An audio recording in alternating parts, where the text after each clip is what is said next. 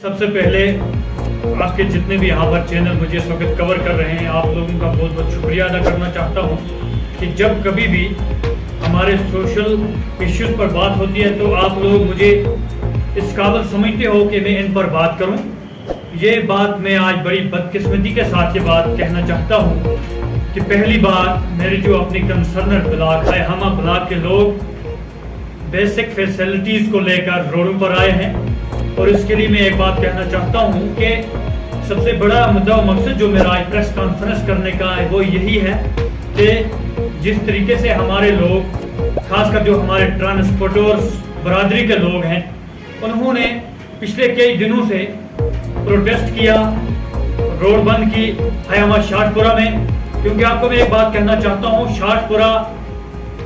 से लेकर मुनिगा बेग सुबाया तक कुल हमारे 7 पंचायत आते हैं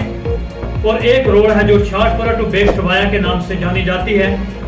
कई बार मैं आप लोगों के माध्यम से भी मैंने एलजी एडमिनिस्ट्रेशन और मैं खुद पिछली बार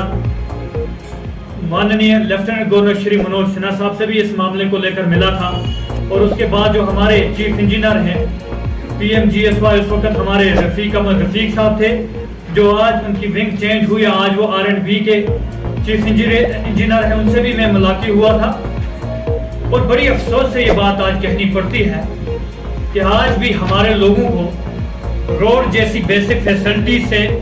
दूर रखा गया है। मैं इस चीज़ की कड़ी अल्फाज में निंदा करता हूँ, मजम्मत करता हूँ, क्योंकि हमारे जो लोग हैं हयामा के जो लोग हैं ये अमन पसंद लोग हैं। इन्होंने हमेशा अपने देश हिंदुस्तान के लिए कुर्बानियाँ दी हैं, अपने देश की आवाज़ उठाई है। और खासकर अगर सबसे बड़ी कोई अमन पसंद आवाम है, मुझे लगता है हमारी हयामा ब्लॉक के लोग थे। मगर क्योंकि जब कोई बंदा तंग आता है या वो घर छोड़ देता है या घर से बाहर निकलता है, हमारे लोग, हमारे ट्रांसपोर्टर्स, हमारे जो